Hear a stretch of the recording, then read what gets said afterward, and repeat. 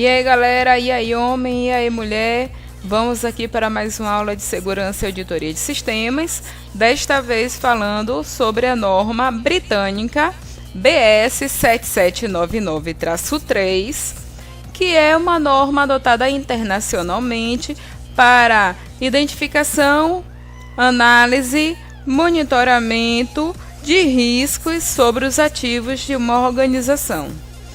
Então, esses riscos, a norma ISO 27001 fala que precisa ser identificado, mas ela não fala como eles podem ser identificados.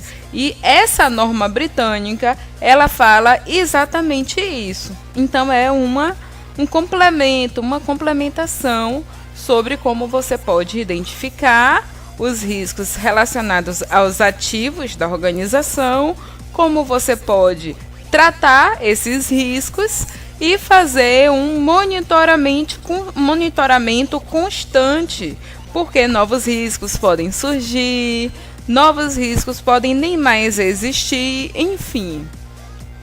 Aqui eu mostro de uma forma bem rápida como um comparativo pode ser feito em relação à nossa norma ISO 27001 e a norma BS 7799 no que tange à identificação e ao tratamento desses riscos relacionados aos ativos. Então reparem que as seções que estão na nossa norma 27001, elas são muito mais complexas no caso, porque ela abrange todo o sistema de gerenciamento de segurança da informação, enquanto que a norma britânica ela está focada apenas na parte dos riscos, mas não em você implantar um sistema de gestão de segurança da informação.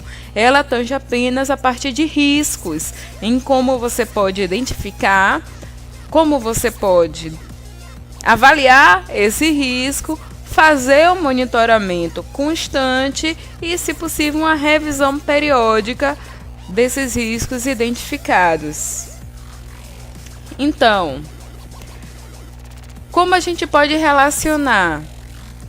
Se nós temos na nossa norma de gestão da segurança da informação a tarefa de planejamento, então ela vai significar, primeiro, que a gente vai ter que fazer uma definição daquele contexto que aquele ativo está envolvido, para que a gente possa identificar quais os possíveis riscos que aquele ativo ele está correndo dentro daquele contexto. Então, uma vez que você identifique todos os riscos para todos os ativos, lembrando que esses ativos, eles são aqueles ativos classificados lá no documento da Política de Segurança da Informação, a gente vai ter que fazer uma análise, ou seja, a gente vai ter que identificar se aquele risco identificado primeiramente ali, se ele pode ter um baixo, um médio ou um alto custo caso venha acontecer na organização. Uma vez que você tenha essa ideia, você vai partir então para o tratamento. Nem todos os riscos eles precisam ou devem ser tratados. Por quê?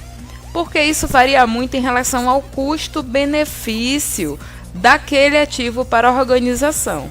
Se você tem um ativo que, por exemplo, ele não tem tanta importância assim para a organização, e você tem um risco nele que, digamos, a probabilidade de acontecer é de 1 em 1 milhão, você tem que ver se vale a pena você investir dinheiro para tratar aquele risco, ou se você precisa somente aceitar que aquele risco existe, mas que é tão raro acontecer, mas tão raro, que se você investir dinheiro ali, você vai deixar de estar investindo dinheiro onde efetivamente precisa em um outro risco de um ativo que é muito mais importante para a organização, entenderam?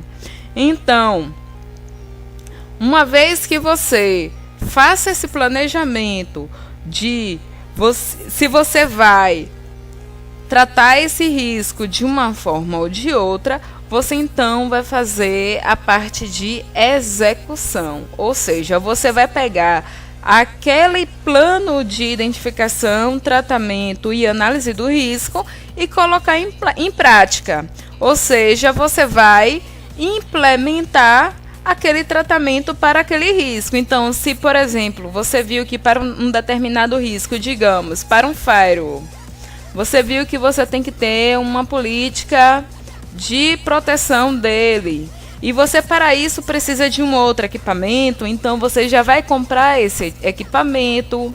Se você viu que, por exemplo, você precisa de um equipamento de biometria para ter acesso a uma determinada sala, você vai comprar esse equipamento. Isso é que é pôr em execução um plano para o tratamento do risco.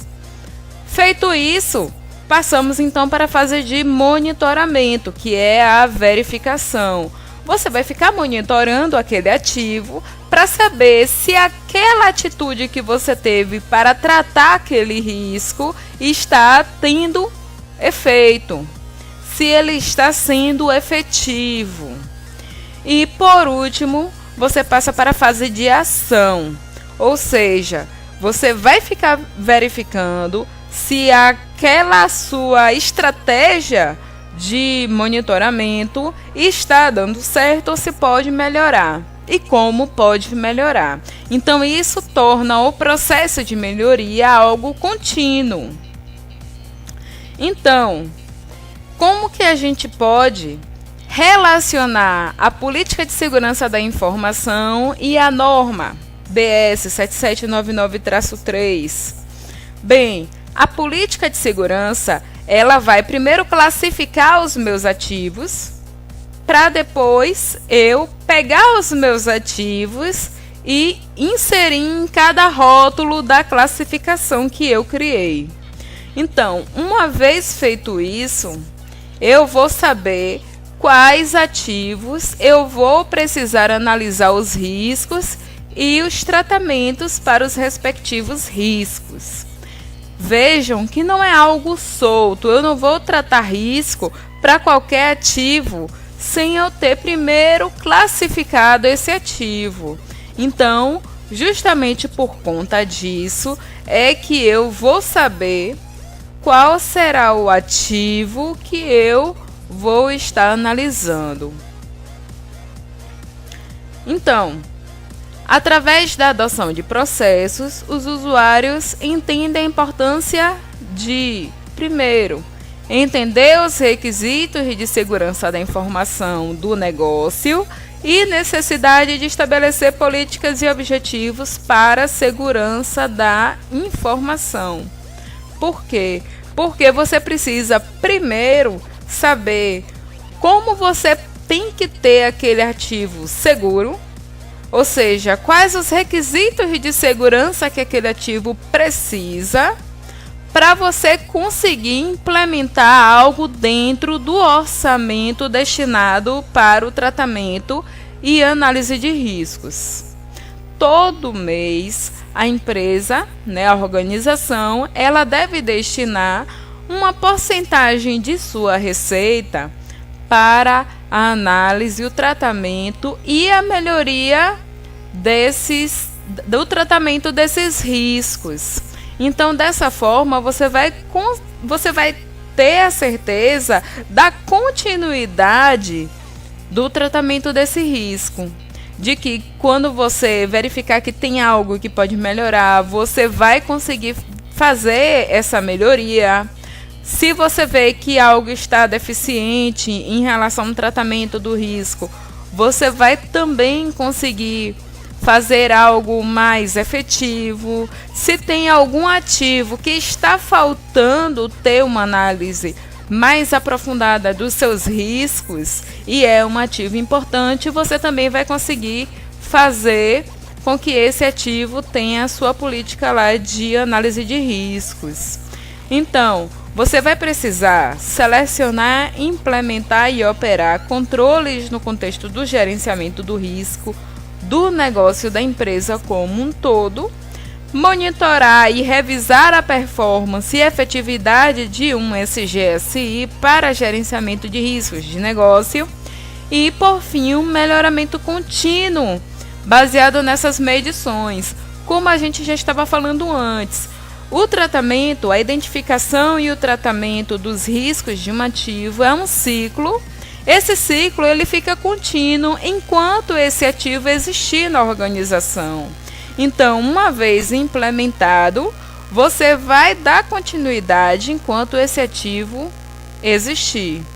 Quando ele não fizer mais sentido ou ele parar de existir porque outro ativo foi colocado no lugar dele, porque ele foi substituído, você terá que recomeçar a análise de testes desse risco, desse parece novo ativo, de acordo com a realidade do novo ativo. Então, você tem que refazer a política de tratamento dos riscos para o novo ativo.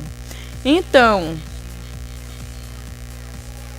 como o escopo pode ser definido, já que a gente tem que sempre definir um escopo baseado nos ativos classificados pela Política de Segurança da Informação na nossa organização. Você precisa definir o escopo dentro daqueles rótulos que forem os essenciais para você. Claro que ativos que estão em, por exemplo, mais importantes, secretos, essenciais, esses ativos, eles terão a necessidade de ter uma política de análise de riscos mais eficiente do que um ativo que está classificado como um ativo público ou simples. Digamos que o público seja que pode ser utilizado por qualquer funcionário da organização. Então, esse ativo, ele não vai precisar ter uma análise de riscos tão aprofundada quanto um ativo que tenha uma importância vital para a organização. Exemplo, digamos que eu tenha uma cadeira simples e eu tenha um servidor de banco de dados. Qual desses ativos precisará ter uma política de análise e tratamento de riscos mais eficiente? Com certeza, o servidor de banco de dados. Porque uma cadeira, ela pode simplesmente ser substituída sem problema nenhum. Não vai me causar tanto prejuízo substituir uma cadeira, porém, com certeza, eu terei um enorme prejuízo caso eu tenha algum problema com o meu servidor de banco. Porque não pela máquina, mas mais ainda pelos dados, pela informação contida naquele servidor. Então, a informação é o que efetivamente tem um custo, tem um valor para a empresa. Então, por isso, você precisa definir o escopo de acordo com os ativos que são mais relevantes. Então, o controle dos riscos, ele pode envolver alternativas estratégicas, como a gente estava falando. Você pode ou ter algo que seja mais preventivo ou ações corretivas, caso algum problema venha a acontecer. Então, para que você saiba qual a estratégia que você vai utilizar, você precisa fazer uma análise custo-benefício e sempre o custo em relação a se você tiver algum dano com aquele ativo. Quanto de dinheiro a sua organização vai perder? É isso que importa. Isso vai dizer o seu custo. Se aquele ativo tiver algum problema, for corrompido ou for capturado por pessoas não autorizadas, qual o custo, qual o prejuízo? em termos financeiros que a sua organização vai ter. Então, uma vez você feito esse levantamento em relação ao custo e ao benefício de você implantar uma análise e tratamento de risco para aquele ativo, você vai chegar a uma conclusão se você terá ações preventivas ou, por exemplo, um equipamento que você vai colocar para você prevenir qualquer problema, uma estratégia em relação ao acesso físico àquele lugar em que o ativo se encontra, enfim.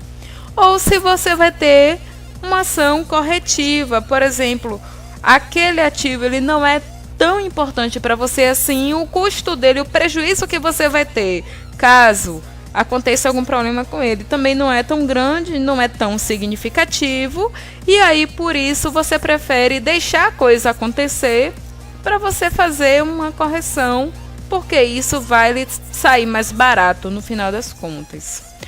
Então, para que você tenha noção em relação a esse balanceamento que a gente está falando, é preciso que você faça uma auditoria constante para monitorar a eficácia do seu plano de tratamento dos riscos.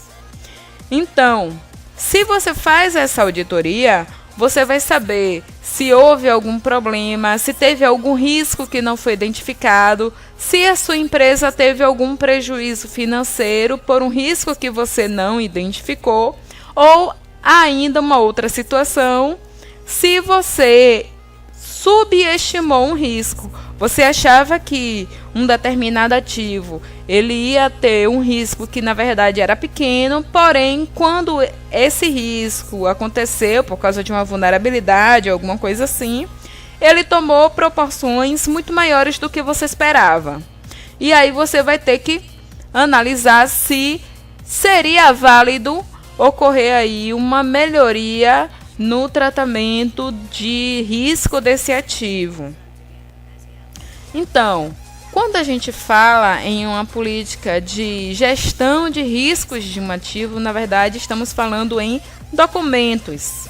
Documentos, na verdade, eles serão aquilo que a sua organização vai seguir para cada ativo lá que você documentar. Então, primeiro, como entrada, ou seja, como dados iniciais, nós vamos ter, primeiro, um plano de gerência de risco, aquilo em que você vai identificar qual é o escopo e quais os ativos dentro daquele escopo terão os seus riscos analisados. Plano de resposta ao risco, ou seja, depois que você identifica qual o ativo terá o seu risco analisado e quais os riscos são existentes para cada ativo, você vai ter que ver como você vai responder a esses riscos identificados. Se de uma forma corretiva ou de uma forma preventiva, ou ambos. Em seguida, comunicação do projeto. Como você vai fazer a comunicação caso algum risco aconteça em algum ativo? Se vai ser por e-mail, se vai ser via memorando, enfim, como é que vai acontecer essa comunicação entre os setores ou entre o setor responsável na sua empresa? O próximo passo é a identificação e análise de risco adicional, ou seja, será que dentre aqueles riscos que você identificou para um determinado ativo, você não esqueceu de nenhum outro? Por exemplo, não tem nenhum outro ativo que tenha como consequência um risco naquele primeiro ativo que você não tinha identificado ainda, digamos um risco em cascata. E, por último, mudanças de escopo. Às vezes, você verifica que o escopo que você adotou ou está muito pequeno, muito restrito, ou ele está englobando ativos desnecessários, ele está grande demais e você precisa fazer uma restrição nesse escopo. Então isso ocasiona uma mudança de escopo. E aí, o próximo passo, a gente vem aqui para técnicas e ferramentas. Então você vai precisar fazer uma auditoria da resposta ao risco do projeto para saber se aquela resposta ao risco identificado está sendo eficaz, está de fato atendendo às expectativas de segurança para aquele ativo. Em seguida, revisões periódicas do risco do projeto, análise do trabalho realizado, técnica da medição do desempenho daquele ativo, planejamento adicional de resposta ao risco e auditoria de resposta ao risco do projeto. E isso aqui, gente, são ferramentas, são técnicas, são fases que você deve fazer uma análise daquele documento inicial, daqueles dados iniciais que você está utilizando para fazer um documento final. Por último, chega aqui às saídas, ao documento final. Então, você terá planos de contornos para, no caso de algum incidente com algum ativo. Você terá ações corretivas. Quais as ações você vai tomar para cada ativo lá que você identificou, de acordo com a importância daquele ativo. Requisições de mudança do projeto. Caso venha acontecer algum tipo de mudança, como você vai ter que tratar essas mudanças, ou se você tem a necessidade de que algo mude para fazer um casamento, um batimento entre o risco que você identificou e como aquele ativo está sendo levado, está sendo considerado dentro de um projeto. Atualizações para o plano de resposta ao risco. Você pode verificar que o seu plano de respostas inicial não estava completo. Banco de dados dos riscos. Então, você fazer uma base de conhecimento daqueles riscos que foram identificados e como você pode identificar os riscos de novos ativos, por exemplo. Colocar isso sempre para que possam ser consultados quando necessário. E atualizações para o checklist da identificação do risco, ou seja, uma planilha que a empresa guarda com todos os checklists que aquele ativo pode ter como um risco, e você vai fazer uma atualização porque também não está completo. Então, tá bom. Então quer dizer que esse último item que você colocou com o checklist significa que eu vou usar uma planilha para poder registrar e classificar os riscos? Exatamente. Você vai utilizar para cada ativo uma planilha, pode ser no Excel, em que você vai colocar cada um dos riscos para aquele ativo e vai ficar monitorando aquela planilha, e sempre que houver um risco novo, vai inserir nessa planilha aí. É exatamente dessa forma. Tá? E como eu faço para, na prática, identificar os riscos? Bem, você pode utilizar o que a gente chama de guia EAP, que é a estrutura analítica de projeto. Então, com essa estrutura, nós vamos conseguir delimitar o escopo, facilitar no momento que a gente vai identificar as fases do projeto, facilitar a identificação dos responsáveis por aquele projeto, orientar as entregas do projeto, identificar as atividades, estimar esforços, duração, custo e, por último, identificar os riscos. Então, um guia EAP, na verdade, ele é assim como estamos mostrando. Você tem, no caso, o nosso projeto. Nesse caso aqui é um show de rock. E agora a gente vai identificar fase a fase quais os riscos que existem em cada uma das fases, ou seja, a gente vai subdividir cada fase em pequenas tarefas para que a gente possa enxergar melhor quais os riscos de cada subfase. É um passo a passo. Quantas fases eu posso ter? Você que sabe, inúmeras. Quantas subfases eu posso ter? Inúmeras também. Quanto mais detalhado, melhor fica para que você consiga identificar os riscos de cada fase. Então, por exemplo, se nós vamos fazer aqui, o nosso projeto é um show de rock. Então, eu tenho inicialmente 3 fases. Eu tenho o pré-show, eu tenho durante o show e eu tenho pós-show.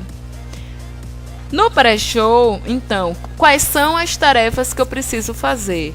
Eu preciso identificar o local, definir quais são as bandas, buscar patrocinadores, vender ingressos. Então, para cada uma dessas fases, eu tenho riscos que estão associados.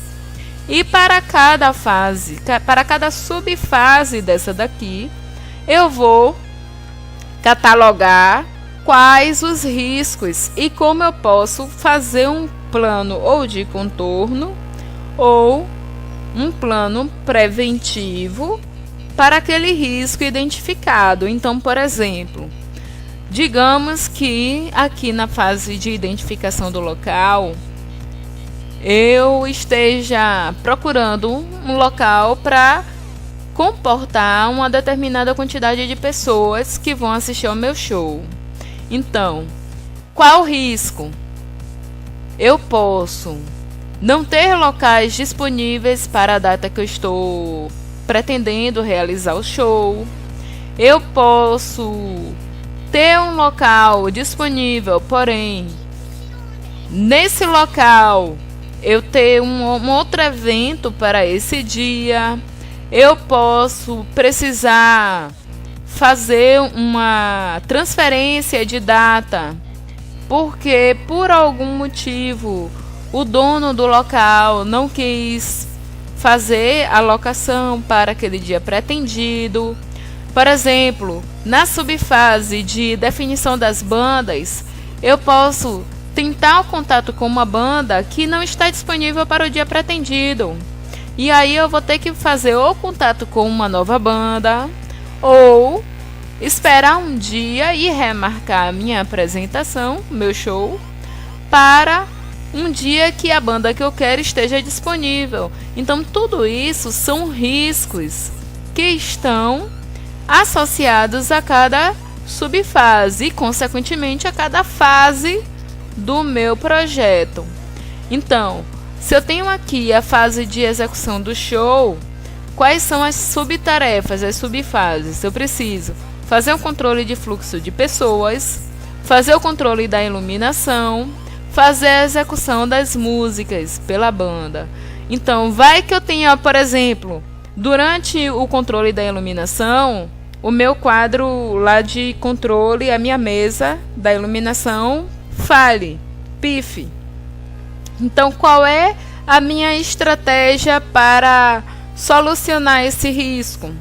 Como eu vou solucionar? Digamos que seja um dia de noite, né? Eu queira fazer o meu show pela noite. Até o momento do show não estava tendo nenhum indicativo que fosse chover, por isso eu não tinha toldo. E do nada começou uma chuva torrencial. Molhou todo o meu equipamento e por isso queimou. Como é que eu vou contornar essa situação? Isso é um risco. Entenderam? Então, no pós-show, eu preciso fazer a liberação do palco e fazer o transporte dos equipamentos. Digamos que eu tivesse mais uma subfase. Fazer o transporte dos integrantes da banda, ou para o aeroporto, ou para um determinado hotel. Então, como eu vou fazer a segurança dos músicos durante o trajeto? É um risco. Qual, por exemplo, se houve algum dano no palco durante o show? Como eu vou fazer para contornar essa situação? outro risco. Como eu vou fazer para o transporte dos equipamentos de som, de iluminação, os instrumentos musicais? Eu vou ter algum tipo de segurança que vai fazer a escolta desse carro? É outro risco. Então reparem que dessa forma, com esse diagrama, fica muito mais fácil a gente conseguir identificar os riscos. Então, para todo projeto, nós precisando fazer uma análise mais clara, mais visual, podemos utilizar dessa ferramenta.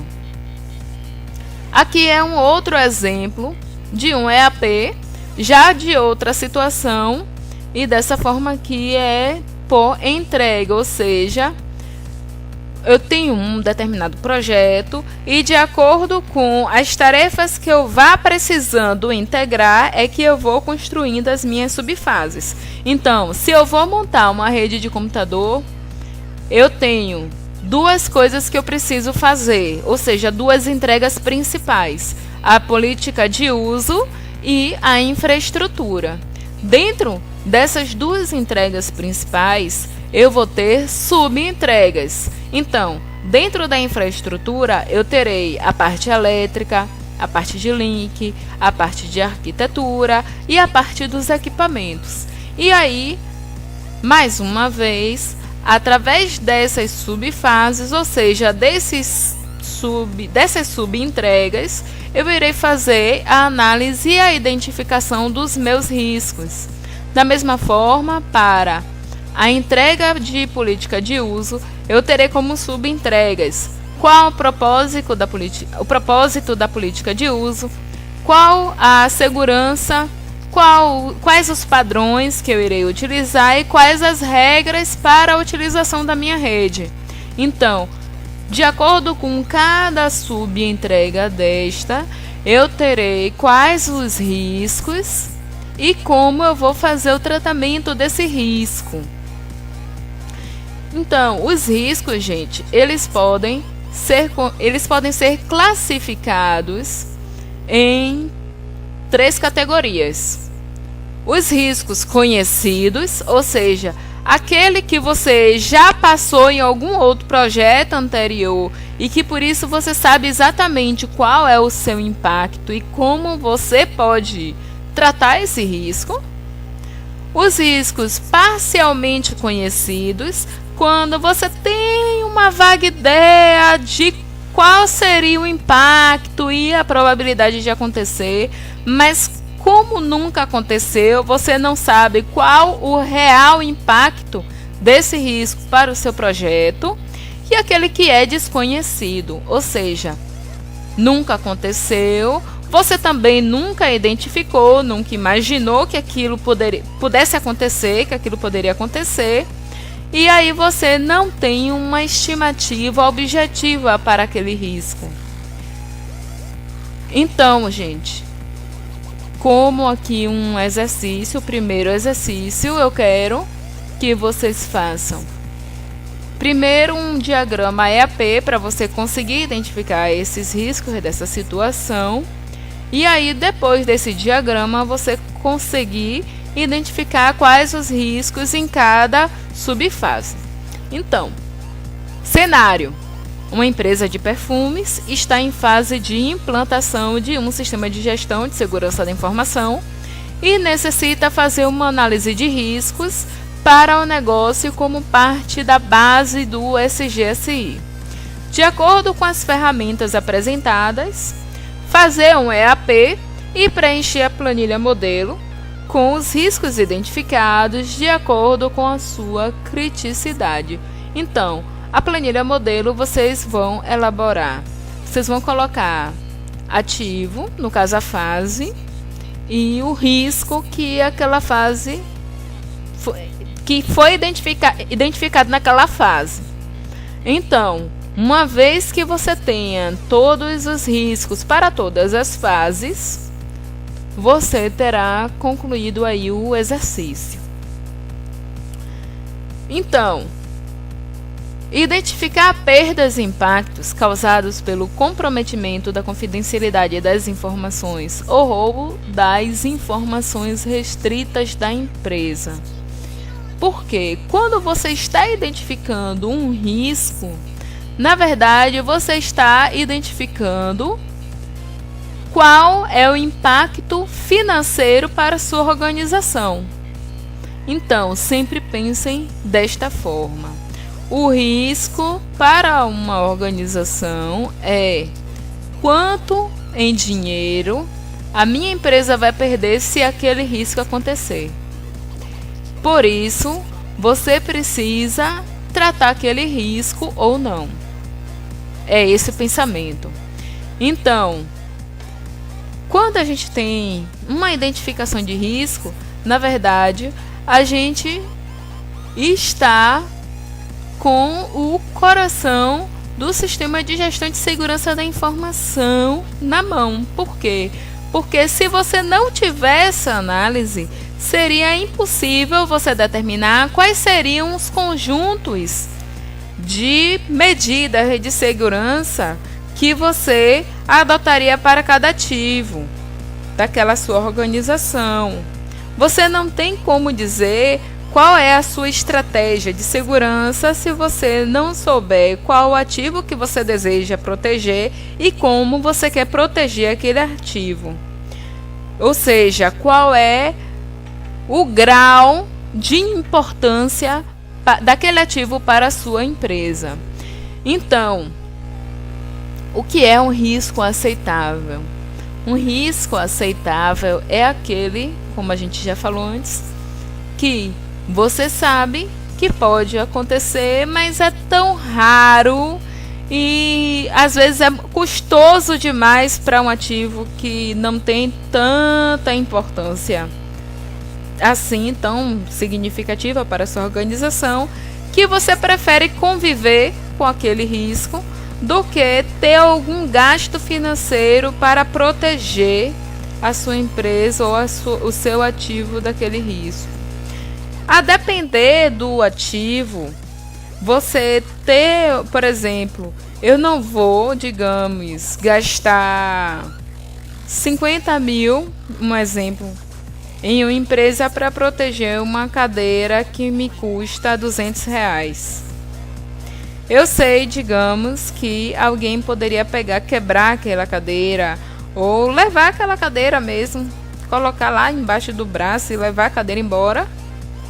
Mas vale a pena você proteger um ativo que não tem tanto valor para a sua empresa com um dinheiro tão grande? Não vale. Então, por conta disso, você precisa, primeiro, ter uma análise de riscos eficaz. E para isso você deve controlar usuários e autenticação na rede. Você precisa ter um serviço de criptografia dos seus dados. Você precisa garantir a segurança física da sua empresa, no caso, se tiver um data center. Precisa identificar quais são os sistemas de missão crítica da sua empresa. Serão os sistemas que necessitarão de investimento para tratar os riscos, no caso, um investimento mais alto para tratar esses riscos. Você precisa fazer o cumprimento das normas de segurança da informação, que são ditadas pela norma ISO 27002. Você precisa conhecer qual é a importância e o nível da sensibilidade da informação que você quer proteger para a sua empresa e qual o aspecto de contingência para aquele ativo. Ou seja, caso aconteça algum problema, como você vai dar uma solução de contorno. Para que você analise os riscos de um ativo, nós podemos utilizar dois métodos.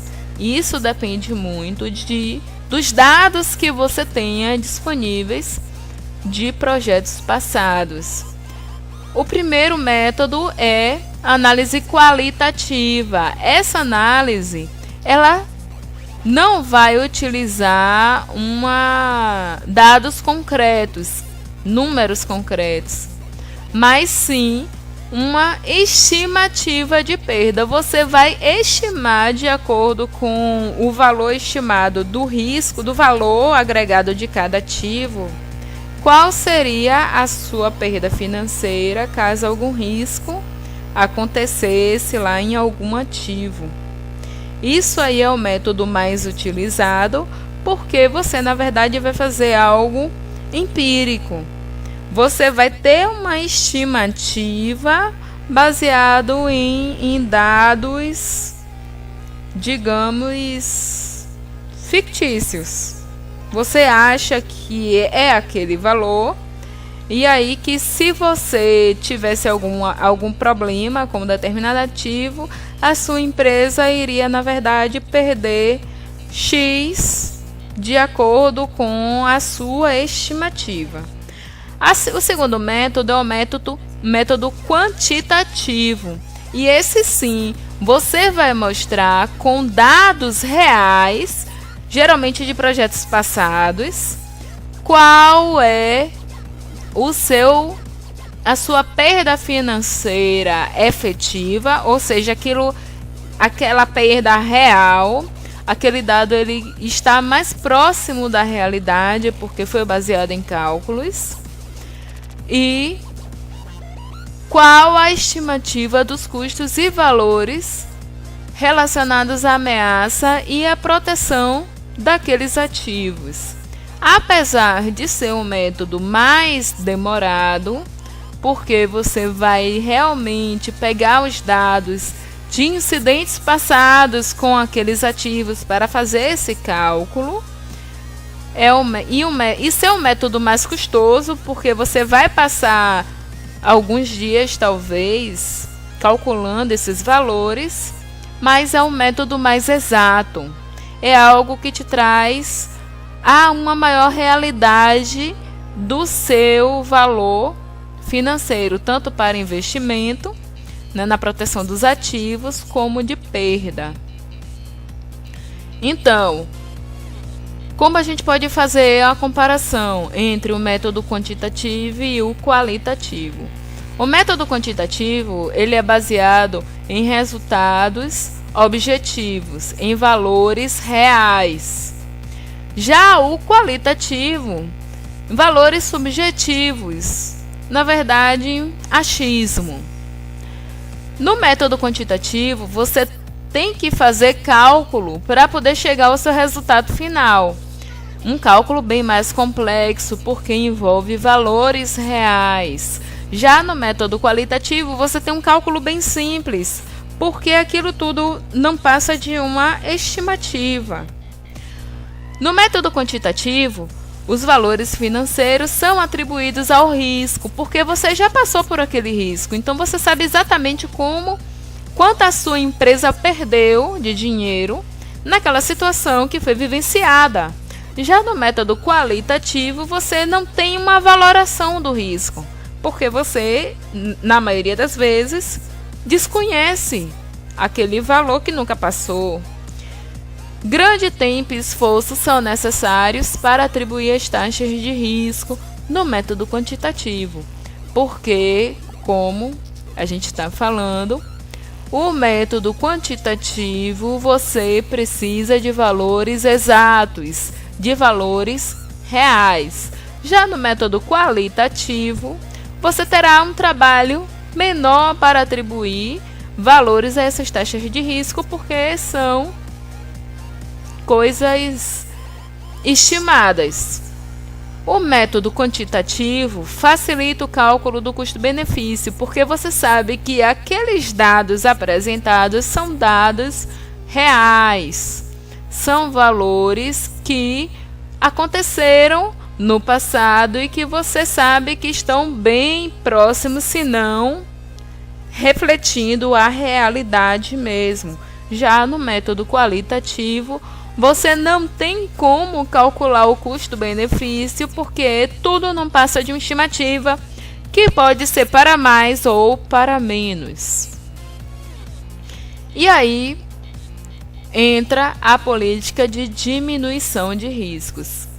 Essa política nada mais é do que você evitar que, caso algum risco aconteça com um ativo, você tenha um prejuízo grande em termos financeiros para a sua empresa.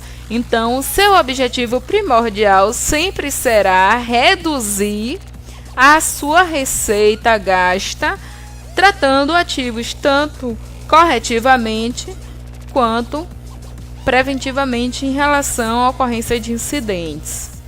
Então, ela deve ser avaliada de acordo com o valor proporcional ao valor da informação a ser protegida para a organização. Então, quanto maior for o valor da informação, maior você terá que gastar para prevenir ela da ocorrência de incidentes. Ou seja, maior será o seu gasto com a prevenção de riscos para aquele ativo. E sempre você deve, todos os meses, destinar uma quantia do seu faturamento para a análise e a prevenção dos riscos. Por exemplo, eu vou todos os meses não exceder aqui 10% da minha fatura para tratamento dos riscos. Então, eu sei que todos os meses eu tenho, digamos, R$1.000 para investir em novos equipamentos, em novas ferramentas, em treinamento dos meus funcionários, enfim, em meios de eu conseguir tratar determinado risco e melhorar o meu tratamento de risco para os ativos mais importantes da minha organização. Então, como eu faço para identificar e aceitar os riscos? Eu preciso estabelecer quais os critérios de acordo com o nível do risco e a importância do meu ativo. Então, por exemplo, se eu tenho um ativo em que ele tem uma importância mediana para a minha organização, ele não chega a ter uma importância vital, mas também não é tão insignificante. Então, eu preciso identificar como eu vou englobar quais as ameaças que aquele ativo pode sofrer, quais as vulnerabilidades que ele está disposto, que ele está ali ocorrendo no caso de algum problema acontecer, e quais os impactos caso alguma coisa aconteça de incidente naquele ativo. Então, quando isso precisa virar uma regra para a organização? Quando a minha organização vai definir qual será o nível do risco que ela vai tratar e qual será o nível do risco que ela vai aceitar. Ou seja, se eu tenho um determinado ativo que é muito importante para a minha organização, e esse ativo eu não posso simplesmente fechar os olhos e deixar que algum risco aconteça, então eu defini que aquele risco daquele ativo específico precisa ser tratado. Mas se eu tenho, por exemplo, um outro ativo, que esse ativo ele tem um custo baixo, relativamente baixo, o impacto no caso da ocorrência de algum incidente nesse determinado ativo também é baixo, então eu não preciso necessariamente tratar aquele risco daquele ativo, eu posso aceitar. Mas qual é o critério de aceitação ou de tratamento para um determinado risco de um determinado ativo? A minha empresa que deve especificar. E nisso sempre levando em consideração qual o custo-benefício daquele ativo, ou seja, qual a importância daquele ativo para a minha organização e qual é o custo-benefício do tratamento dos riscos identificados para aquele ativo. Então, uma vez que a gente tenha as ameaças para os nossos ativos, nós precisamos também fazer uma graduação em termos de grau de exposição daquele ativo para aquela ameaça. Então, por exemplo, se eu tenho um firewall que ele está diretamente ligado à internet, eu sei que ele está exposto a riscos, a ataques constantes. Eu sei que ele tem um risco de sofrer ataques constantes. Então, se eu tenho um grau de exposição desse ativo alta, ou seja, se o risco, a ameaça que ele está correndo é uma ameaça muito alta, então qual seria o meu grau percentual de importância para tratamento daquela ameaça? Nós temos aqui uma tabela que ela está dizendo se o meu grau de exposição para aquela ameaça, no caso do ataque constante por hackers, por exemplo, se o grau de exposição daquele meu ativo a esta ameaça for mínima, então a minha faixa percentual para tratar aquele risco, aquela ameaça, vai ser também bem pequena.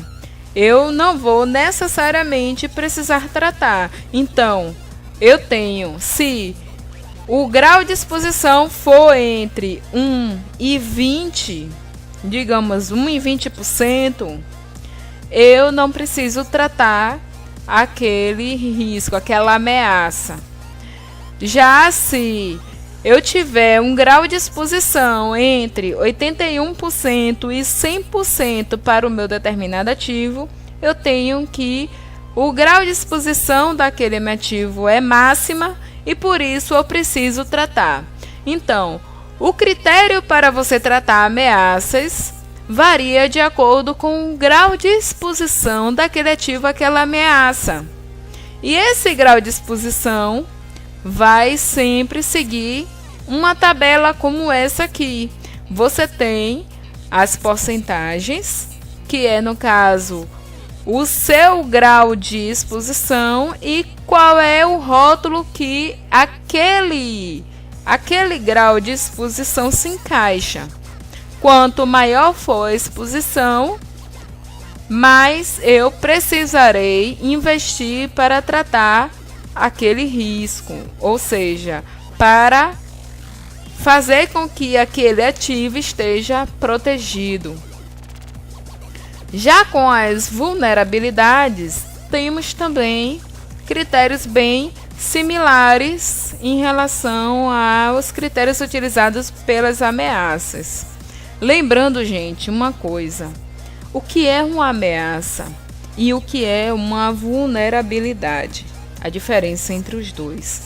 A ameaça é aquilo que eu sei que ele corre o risco, mas que ainda não aconteceu. A vulnerabilidade é uma ameaça em que eu sei que ela pode acontecer e muito provavelmente vai ser explorada. Então, a vulnerabilidade é uma ameaça explorada. Entenderam? Ameaça, eu sei que corro aquele risco, mas nada aconteceu ainda. Só é uma ameaça, nada mais que isso.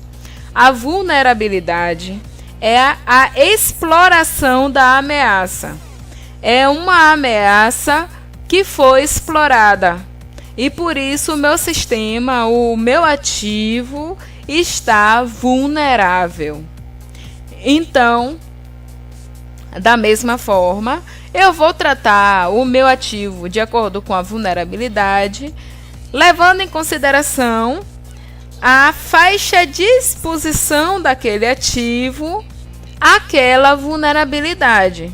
Ou seja, se eu tenho que o meu ativo está exposto entre 81% e 100% àquela vulnerabilidade, ele tem um grau de exposição máximo e por isso eu vou aplicar um tratamento. Eu vou investir um dinheiro para deixar aquele ativo seguro. E para o impacto, o que é o impacto? O impacto é, beleza, uma vulnerabilidade foi detectada, foi explorada e um incidente aconteceu. Então, qual é o impacto para a minha organização em termos financeiros daquele incidente que aconteceu? Digamos que eu tenha lá um servidor que ele sofreu um ataque e ficou parado, caiu. Então, se eu tiver que aquele servidor caiu por um dia, digamos por 1 hora, o impacto que eu terei vai ser maior do que se ele ficar, digamos, por 1 mês. Por quê? Porque se eu tenho um servidor em 1 hora, digamos que eu tenha um site de e-commerce, eu terei um impacto financeiro muito grande, porque as pessoas que iriam comprar no meu site vão passar a comprar no site de concorrentes. Então, eu irei perder muito dinheiro com aquela queda daquele servidor. Mas à medida que o tempo vai passando, eu irei com certeza buscar uma solução de contorno e implantar aquela solução de contorno. Então é por isso que ao passar do tempo, o impacto ele vai se tornando menor, porque com certeza o meu plano de contorno já foi implantado. Eu já terei um servidor extra, eu já terei colocado servidor de backup, ou já terei de alguma forma levantado aquele serviço.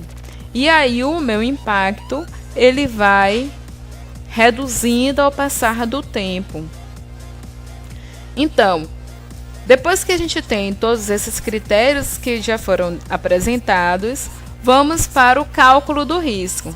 E o cálculo do risco pode seguir uma fórmula que pode ser balanceada de acordo com o foco do negócio daquela organização. Então, digamos, eu tenho aqui nesse gráfico o meu risco. Então, eu tenho qual a probabilidade daquele risco acontecer, qual o impacto se aquele risco acontecer e quais foram as ocorrências nos meus últimos 3 ou 6 meses daquele risco. Então, se o meu risco não passou apenas da probabilidade, ou seja, se eu não tive aquele risco acontecendo nos meus últimos 3 ou 6 meses, por isso eu não tenho nem ocorrências nem impacto, eu terei as ameaças e as vulnerabilidades como uma probabilidade daquele risco acontecer. E aí eu estarei calculando aquele risco, levando em consideração essa árvore construída aqui. Então, por exemplo, se eu tenho uma empresa em que o seu foco do negócio dá mais importância ao impacto do risco do que, digamos, as ocorrências daquele risco, então nós teremos essa outra árvore.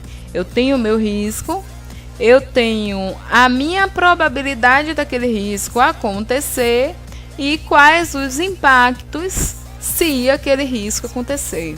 Então, na minha probabilidade, eu tenho quais são as ameaças para cada ativo, quais as vulnerabilidades e quais as ocorrências. Reparem que ocorrências nesse primeiro gráfico aqui, ele estava diretamente ligado ao risco. Por quê? Porque o risco, nessa situação, tinha como 3 focos principais: a probabilidade, o impacto e as ocorrências passadas. Se eu tem um cenário, ou seja, se a minha empresa enxerga o risco com um foco maior apenas na probabilidade e no impacto, então as minhas ocorrências elas passam a existir apenas no cenário da probabilidade, como temos aqui nesse gráfico aqui. A minha probabilidade ela terá quais são as ameaças, quais são as vulnerabilidades e quais as ocorrências passadas.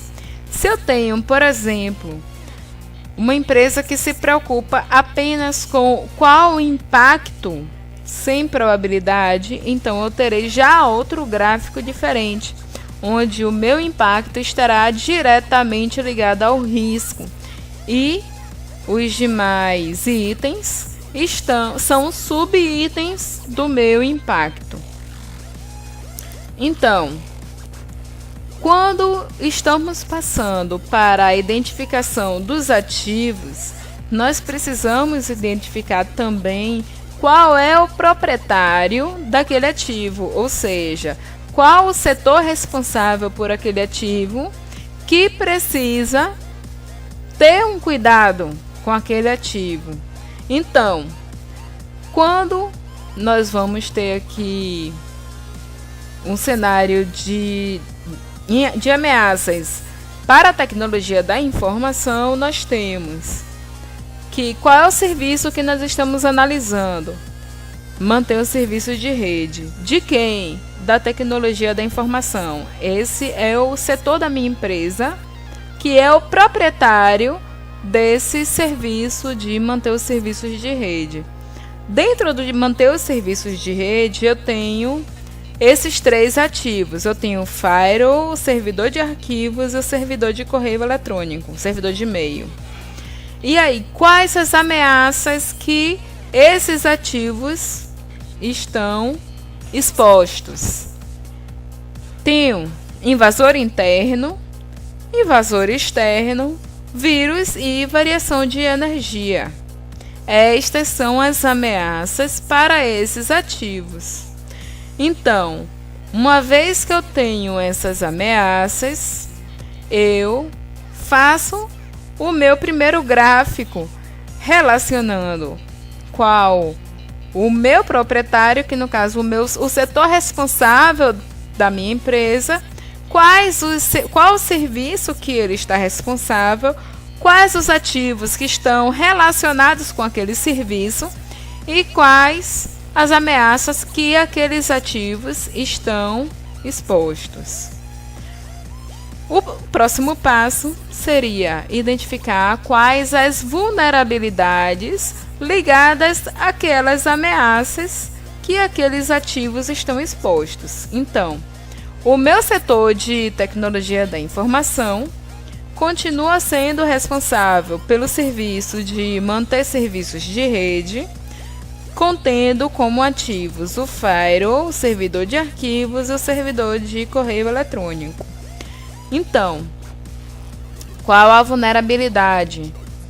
Eu posso ter, de acordo com as minhas ameaças, eu posso ter portas TCP abertas, eu posso ter acesso físico desprotegido, eu posso não ter antivírus ou não ter um no-break no caso da variação de energia.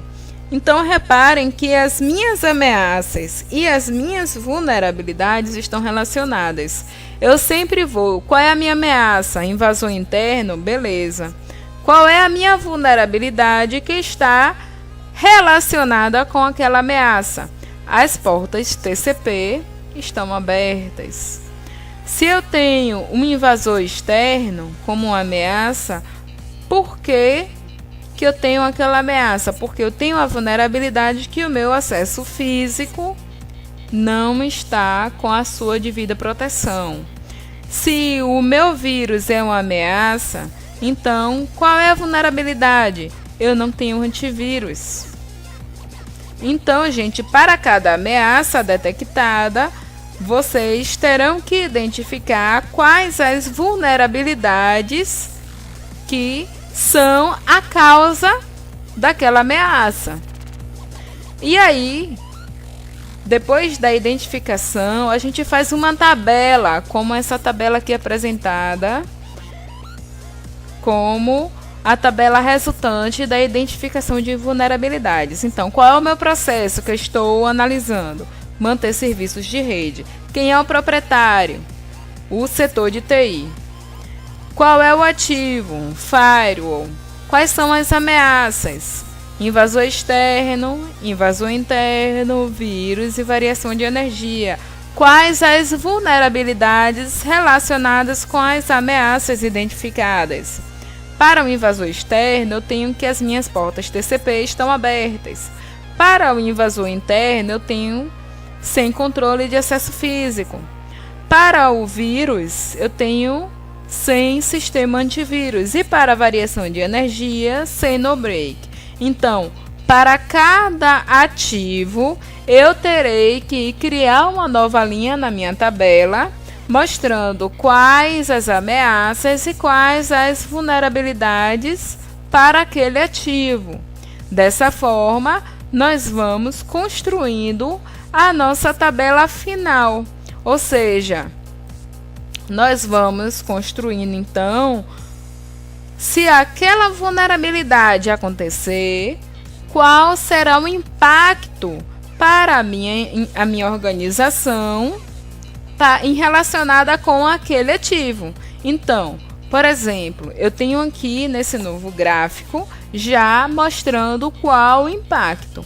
Então, se eu tenho que o meu firewall tem a vulnerabilidade das portas TCP abertas e essa vulnerabilidade está relacionada com invasor interno, então eu tenho que essa vulnerabilidade, caso ocorra, terá um impacto médio, ou seja, eu não vou perder tanto dinheiro, não vou ter um prejuízo financeiro tão grande, porém não será tão insignificante a ponto de não precisar tratar.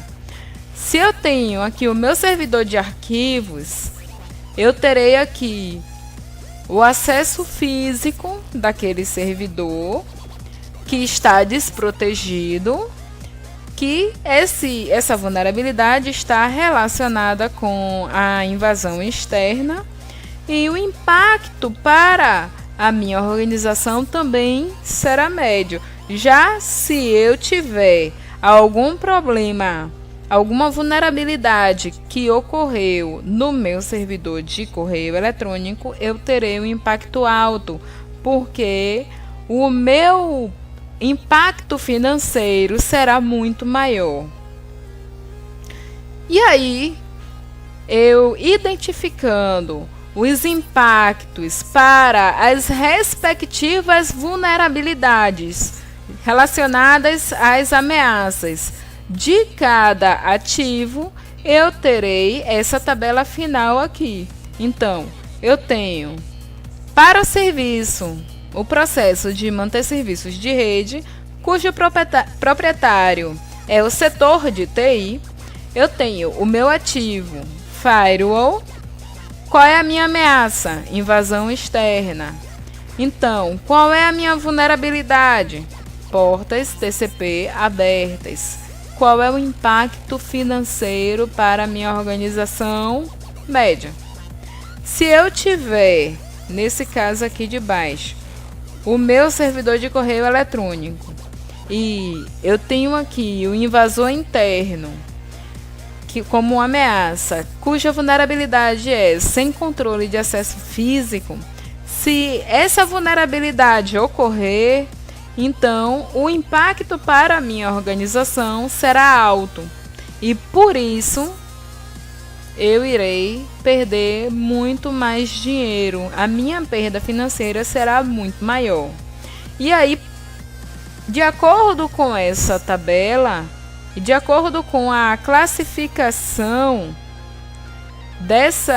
desses impactos para a minha organização, é que eu vou definir se eu vou investir um dinheiro preventivamente para aquele ativo ou corretivamente, caso o impacto não seja tão alto caso, por exemplo, se o meu investimento for maior do que a minha perda financeira. Então, uma vez identificado quais os riscos e quais os impactos, vamos agora para a parte de tratamento desses riscos. E aí nós temos 4 opções de tratamento. Eu posso evitar o risco, no caso, fazendo uma ação preventiva. Eu posso controlar esse risco, por exemplo, tomando ações que vão diminuir as vulnerabilidades dos ativos, ou eu posso transferir para uma outra empresa, ou seja, terceirizar aquele risco para uma outra organização, para que ela se torne responsável por aquilo ali. Por exemplo, eu vou transportar um valor da minha empresa para um banco. Eu vou, então, transferir esse risco contratando uma empresa de carro forte que vai fazer esse transporte por mim, no meu lugar. E aí, por conta disso, eu vou transferir o meu risco para uma empresa que fornece esse serviço. Por último, temos o aceite.